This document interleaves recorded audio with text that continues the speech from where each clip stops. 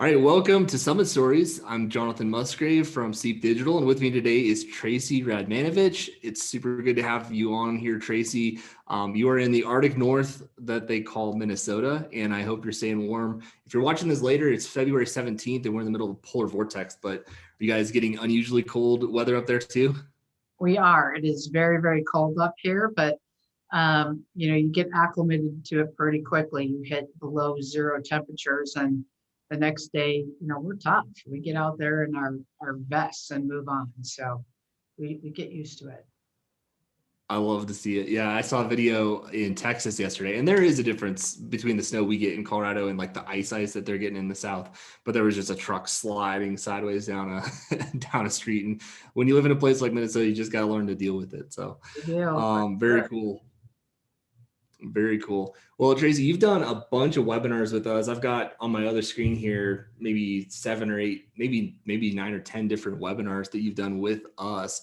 And so I think you've got a lot of tread on the tires. You're speaking from a place of experience, and you've got probably some good and some bad things to share. So the goal of Summit Stories, like, this is not a commercial for Steep. I don't want you to sit here and brag about it. What I really want everybody to hear today is just, how is life gone in this virtual marketing world that we're in, and kind of the good, bad, and the ugly of what's happened. So one thing that, just kind of as I'm looking through my screen here, one of the things that I feel is really critical for advisors when they market is to have consistency. And I think when you do something brand new, it's scary. You don't have business written from your first one yet. You've got to make a decision on whether you're going to go reload and do another one. So tell me a little bit about kind of what led to your marketing plan being the way it is, and like just that decision to really start doing a lot of webinars. Absolutely. So where I came from, I had one funnel for sales, and that was dinners. I typically would run anywhere from 65 to 70 dinner seminars per year. Wow. And I did that for about a decade. And so when COVID hit and dinner shut down, Minnesota still isn't up and running as of today. They're at maybe 50% capacity. I had no other choice but to, start looking at different funnels to market. And webinars were first and foremost a way to get in front of people. So I'm one of those people who has to just get out and try something. And so Mm-hmm. I did a live, my very first video with Steep was live. And at the end of it, I got zero results. And Oh, man. yeah, so at that point, I decided I need to go study and find out at this point what I need to do. What are other successful people using? And so I went and found other people who were doing live webinars. I watched, I studied, I called them, I asked questions. So my first one, I would say, was probably back in October of 2020 was my very first one. And I was able to watch a producer who actually did a videotape of her story, her family story. And I right away the I just said, this is it. This is what I need to do, because it is completely different than Mm-hmm. standing in a dinner seminar and you're in front of them and they're watching you for that entire hour. You're connecting to them in a totally different way. And so when I saw her do this webinar and this film that she started that showed it brought more of a connection to the audience. It's completely different with a screen. How do you Mm-hmm. connect with them? And the next thing I had to do was try to do the webinar the best I could. And for me, it was going to be on demand. And so I had to go through, I don't know how many live recordings that I did till I felt like I had one that was markable. I worked with Steep to put my family story at the front end, and from that point, the connection began, and that's when I started. My numbers really went up from that point. That's super awesome. I want to talk about your family story because I think that's a really cool thing that you do. Before we get into that, I'd love to hear in kind of feedback with other advisors. Obviously, I think this emotional connection and like sharing your story and being really like vulnerable and authentic with people, like that's what's like people relate to.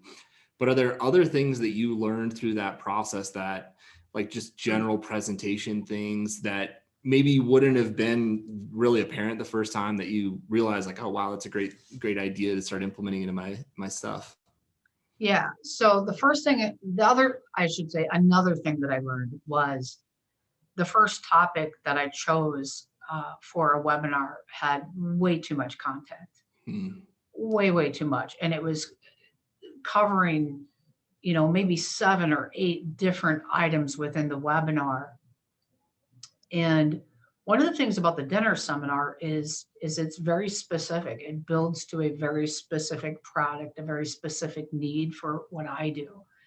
And so one of the things that I learned is that the topics that you choose to do, whether it was one topic or two, get really good at that and keep it more simplified. Hmm.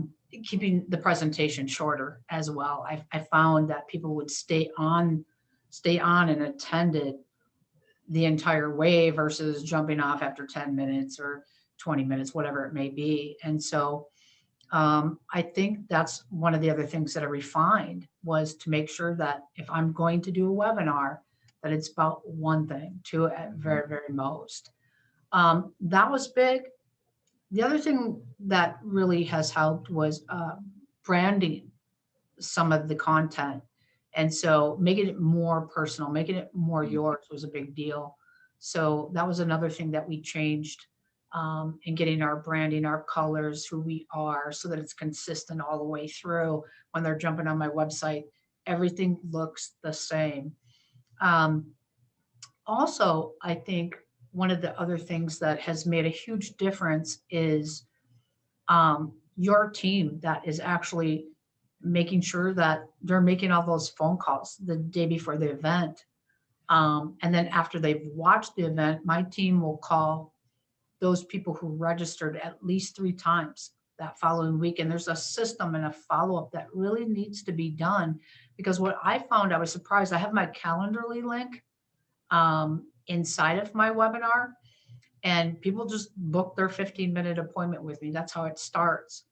But I was amazed to find out how many people didn't know how to use the Calendarly link and wanted to book with me, but weren't really quite sure.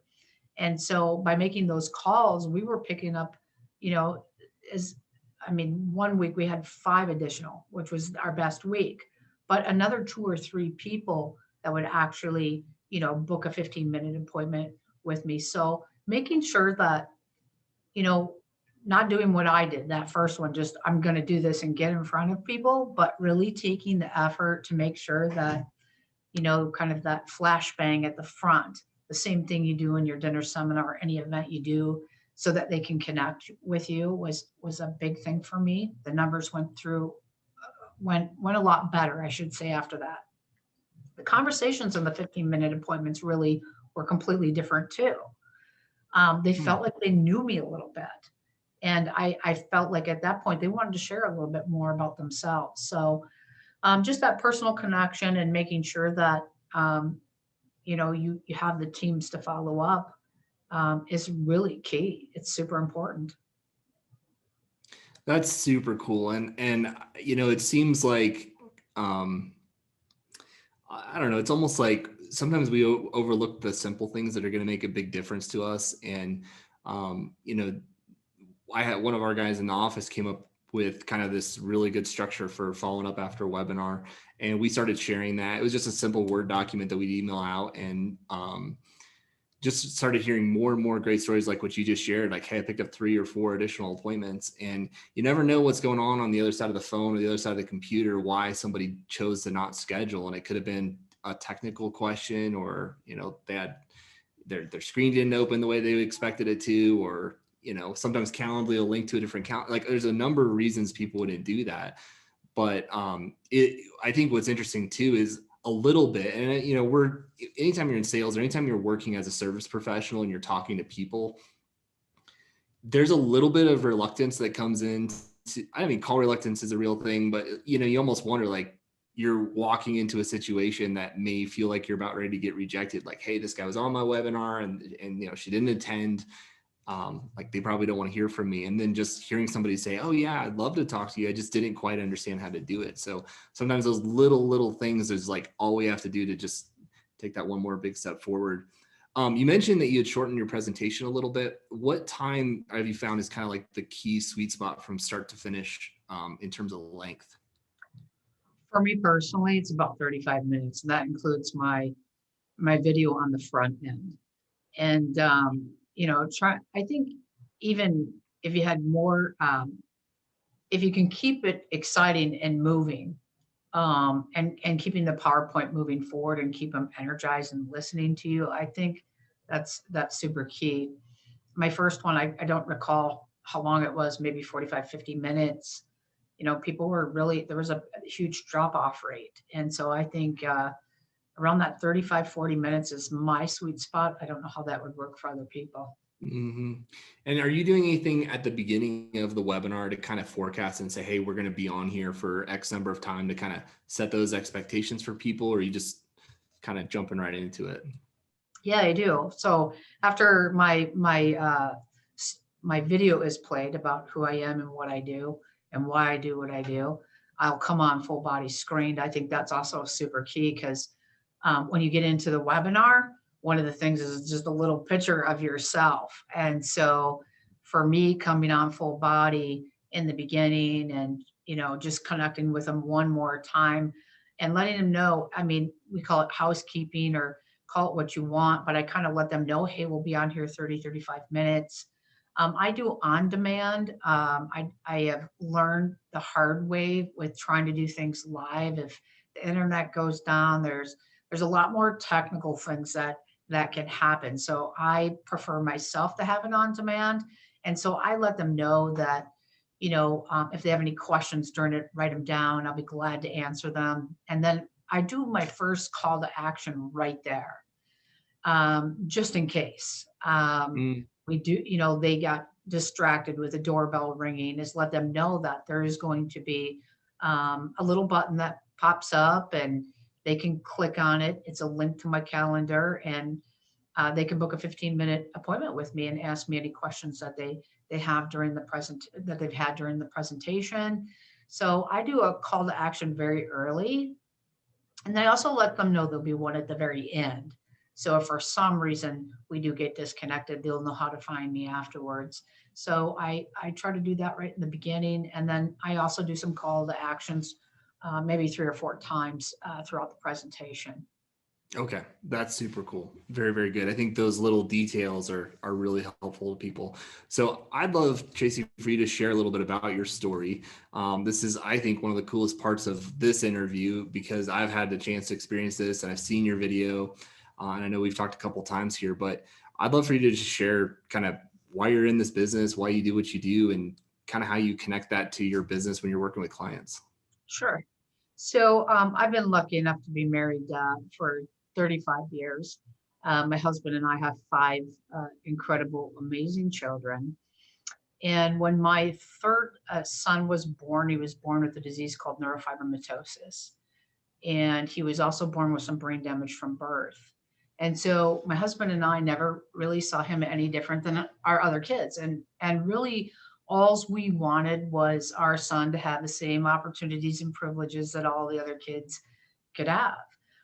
But along the way, some health things have happened. And when he was probably about 2.5 years old, he had scoliosis. And because of the underlying medical conditions he had, he ended up having to have a major back surgery.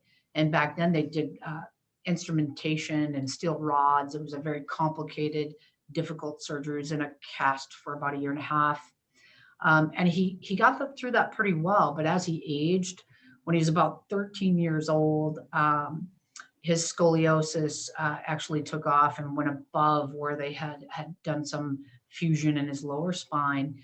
And so back then, that operation was about 30 hours because they had to take all the instrumentation out and then continue to fuse his spine from the base of his back all the way to the top. And so he lived through that surgery. He made it through that surgery, and we are so grateful. It was one of the greatest moments in our life. But At that time back then, my son needed 24-hour care, 7 days a week, 365 days a year. And I'm pretty strong because I have 4 boys. But let me tell you, Mm. dead weight's dead weight. And I just wasn't strong enough to meet our son's care needs back then. So my husband and I, we felt like we had really planned well in our life. We had, we were putting money in our 401ks. We were trying to do all the right things financially with savings, etc. But at that point, we never saw this coming when my husband actually had to quit his job to now be the main caregiver of our son, Nicholas. So, and take care of him. So imagine the major breadwinner's income falls away. I went to work and I worked full time. I even had a couple of part-time jobs, but it still didn't take long for our family to go through our savings, and then into our IRAs, our 401ks, the equity of our house. And in less than 2 years, we had to sell our house on a short sale, and we had less than $50 in the bank. And our family was literally homeless at that point, and we just didn't know how we were going to rebuild our lives. We just had no clue of where to start or begin. We were young back then, and we knew we would rebuild our lives, and we have. God's blessed us like never before. Our family's thriving today. My son Nicholas is thriving today. But what I really learned back then was, we had the time on our side to rebuild. But what happens if somebody was in their 50s or 60s or 70s? How could they rebuild what they had? I really learned quickly, um, it's a little difficult to do. If you're in your Mm-hmm. 50s, 60s, or 70s and you lose half of everything you have or all of what you have, you simply don't have the time. So I made it a passion of mine to share with other people, what can happen to you without proper planning. And it's been a passion, and I've had a very successful career with it, and feel very blessed because of it. Well, I think that's amazing, Tracy. I mean, hearing what Nicholas has gone through and you and your husband, and, so someone on the outside looking in would look at this as a sacrificial gesture. And I think as a parent, this is just, it's what you do, and you got to take care of your family, and you've got to love on these people. But I think it's really interesting because so many times we have this idea, and even in like, I think this is a marketing principle that's true, is that we want to make ourselves look as good as we possibly can. And like everything is perfect, and our website is perfect, our pictures are perfect. And, just on social media, we see like the imperfect photos, like the ones that are taken with our iPhones, and the ones that are messed up and like real life, the picture of a building with a car driving by that wasn't supposed to be there. People connect with authenticity. And, I think, when you're working with clients and you're telling the story of like, hey, here's the challenges I've been through. I mean, everybody has faced some sort of challenge in their life. And I would just guess that this is like a magnet that kind of pulls people, like-minded people, towards you when you're able to share that story. Do you find that, you end up having clients share stories with you? It's like, hey, I've been through something like this, or I've had another financial setback myself. I would imagine that happens when you're talking to people. It does. When we finally get to meet or have our appointment, the first thing they want to do is come in and share their story. And I do feel like, being vulnerable enough to share that story at every dinner seminar, I obviously take a little bit more time. I give you a little shorter version of it. It allows people to feel that, I think, I think what they feel is they can connect because they've seen somebody, go through that hardship and yet be able to speak about it. And it gives them maybe, some power to talk about things there maybe they don't want to in these meetings, of why they only have X amount of money or whatever. I just think it builds a quick connection with, people to just be yourself and share with who you are. I think what you said there is really, really insightful. The first thing somebody wants to do when they come and meet you is to share their story. And I think, when we're trying to get people to open up and talk to us and have a conversation, like the catalyst for that is you doing that first, and like letting someone know like this is an environment where you can be real and share. So that's really cool. So I know obviously in a dinner seminar, you're telling the story live in front of a group of people. On webinars, I know you've kind of changed your approach a little bit. I'd love for you to talk about kind of how you've got that set up to kick off your webinar events. Yeah. So I had a professional videographer actually come in to my home, and my husband and I told the story. And so that particular, it's that video piece, Steve was able to, they weren't in the beginning, but they figured out a way to get that inside of the recording. So it actually plays first, and then as soon as that's done, I come on live. So I put it at the front of it, and I'm hoping that when they see that in the beginning, that's why they're staying on as long as they are, because they feel a little bit of connection, or maybe because it's a little bit different than some of the other webinars that are out there. I'm not really sure, to be honest. Mm-hmm. You know, I like to read about marketing. There's a guy named Simon Sinek who has a really like popular TED Talk, and he shares he's now written a book and made like a whole deal out of this, but he has this book called Start With Why. And the premise of this is that people don't care what it is that you actually do until they understand, first of all, why you do it. And one of the examples he shares is if you remember like the old 1984 Super Bowl commercial that Apple ran, it was like, a kind of a throwback to like what the Orwellian like 1984 might look like. And there's all these robotic people and like this propaganda on the screen. And then there's like a lady that runs in and throws a sledgehammer at the screen and blows it up. And then at the very end of the ad, it just says, Macintosh is coming in 1984, and it's not going to look like 1984.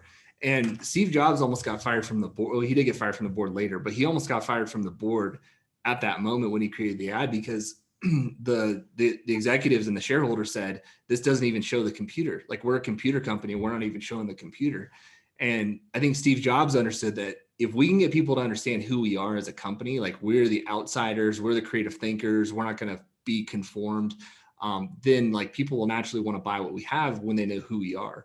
And it's a powerful thing in advertising, but I think really like it's human nature. And I think demonstrating the way you have that, when somebody understands who you are as a person, as a character, as an individual, as a professional, then they know like, hey, this is somebody who's like-minded that I can trust. So I think it's interesting for me, just kind of as a marketing nerd, to hear like these marketing concepts and then tie that into real life and see how this, like starting with why, is such a critical part of doing what you do. So that's cool. I've seen your video. I think the story is amazing. Really, truly, like the intent of all of this is not to make a sale and to use some sort of coercive situation to make a sale. Like, what you're doing is like you're sharing and you're creating that opportunity for other people to share with you as well. Traci, I know you've done a couple different types of campaigns with us. One of the ones you've done several of is what we call Women's Retirement Roadmap. And if you haven't seen that program before, it's a seminar or webinar that talks specifically about how retirement planning is different for women and how their needs need to be like considered differently when forming a financial plan. So you've done a lot of this, Traci. I'd love to hear just kind of what your perception is of that content and how that's gone with you, like marketing specifically with women. I found that very, very interesting. I have seen, first of all, everybody who signs up is a woman. And what I found is we've seen the women that are signing up, business owners, a lot of them are independent business owners. A lot of them are divorced, widowed. I was actually taken back by the type of person that actually signed up. And so I learned a lot from watching these numbers come in, who's watching it. And they're different. They're different than the people who show up to the dinner seminars. And what I mean by that is, the majority of the people who've come to my dinner seminars in this last decade are couples. And I think what I'm getting in front of is people wouldn't necessarily go to the dinner seminars. And I feel like women out there really want to learn, and want to be educated probably more than I've ever seen. And so I've been very excited about what I have seen with the women who are coming forward to watch the webinars. I really am. Surprising, That's cool. actually. That's really cool. I worked along with a couple of people in our team to create the PowerPoint and the presentation, and there's a lot of data and research into it. And I don't know the exact stats, it's in the webinar, but I want to say that something like when you looked at women over 65, it broke it down into women that were single, divorced, and widowed, and married. And I want to say that the women who were married over 65 was something like 35 to 40% of it. And the other, the lion's share of that, 70% or whatever, were people who were either single, divorced, or widowed. I think that is probably the group that maybe doesn't want to show up to Morton's Steakhouse and valet their car and sit with a bunch of people that they may not feel like they can relate to. So that's really interesting to hear how even the venue, like the online format of this, starts to curate a different type of person that you're talking to. Traci, one of the questions I get a lot, there's no question, like our industry has been a male dominated industry for a long time. And the women's campaign has been something that's not only worked really well, but it's creating a lot of opportunity. But a lot of times men will ask me, hey, Jonathan, I'm going to present this women's webinar or seminar. But obviously I'm a man. So how do I do that? And you've got a different perspective on this as a woman presenting to women. And I'd love to hear kind of what that's like for you. And then if you could give some advice to your male counterparts, like, what they might learn from your experience or change in their approach to working with women. Yeah, I mean, I'll speak from my experience in working with women throughout this last decade who've come in from a dinner seminar, whether they're with their spouse or they're with or by themselves. And I think what I hear is that when they go to these dinner seminars, that a lot of the analogies or the storylines or the things the presenters are using when they're typically male are like sporting analogies, and they're almost feeling a bit dismissed, like they're not being seen because of maybe some of the way they're approaching their presentation. And so they'll say that they just pretty much check out. I think they feel like they're not maybe as important as their husbands. And so I think they just want to be seen and they want to be talked to, and treated no differently. And so I think for me, when they come in, sometimes there's an intimidation working with a male versus a female. And so I think just being yourself and being vulnerable and letting them be seen and heard, and connecting with them. Maybe that's using stories about your wife, or just opening up those dialogues for women to be able to connect is a big deal when you're doing whether it's online or in-person dinner seminar. Mm-hmm. Yeah, I think back to a story where my wife and I were making, for us, a really big financial purchase. We were putting siding and windows and gutters and soffits and everything on the outside of our house because we had this house that was like 70 years old. And a guy came to our house and he's like, hey, we'll put this beautiful James Hardy siding on it and these nice windows. And I didn't even expect, I didn't know what it was going to cost. I had no concept. And he, pulled out his notepad and made all these numbers. And he's like, hey, it's going to be about $35,000. And we had the money, we had planned to spend it, but I was just like, wow, this is a big decision. And I didn't know what to do. And so I asked the guy, I'm like, he was at my home and I said, hey, can we have just a minute? And he walked out the door and my wife and I talked for a minute and she's like, let's just buy it. Like, why are we talking about this? Like, we have to have it done. He seems like a good guy. And it was like instantaneous. So I was like, yeah, come on in, man. We're going to do this thing. Let's get going. And it's funny because he did talk to me the entire time. But at the end of the day, like, I was not going to make that decision without her sign off. And like, whether it was just affirmation from her or getting her feedback, like, I was not the person who was going to be making that decision in the end.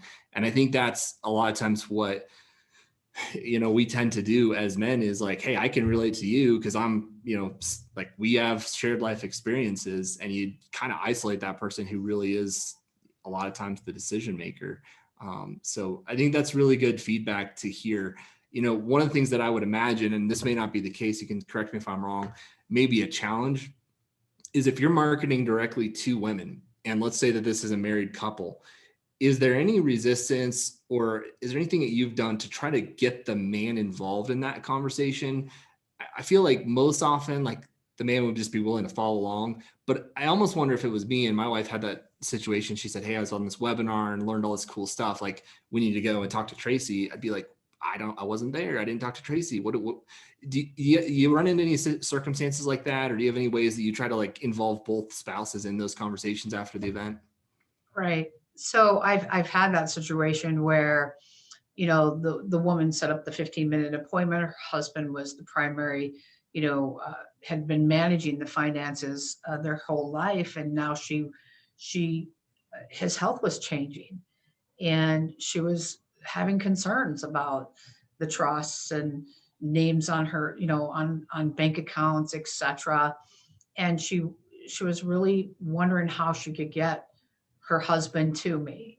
And so we discussed it for a little bit. And, I said, one of the best things you can do is just let them know we talked, and maybe set up a 10 or a 15-minute Zoom conversation just to see if we can connect there. And we did. So she set up this 10-15 minute Zoom meeting with me. I was able to talk with him, share with what I do and how I help women and men. And we'll see. They're going to come in, and I think it's a couple weeks out, and be able to connect. So, it really depends on the person that you're talking to, because it can be difficult to get that other person in.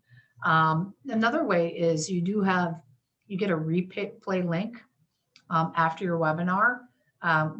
You could suggest to send it to them and share it with their spouse as well. So we've done that a couple of times, and so it's pretty new to us.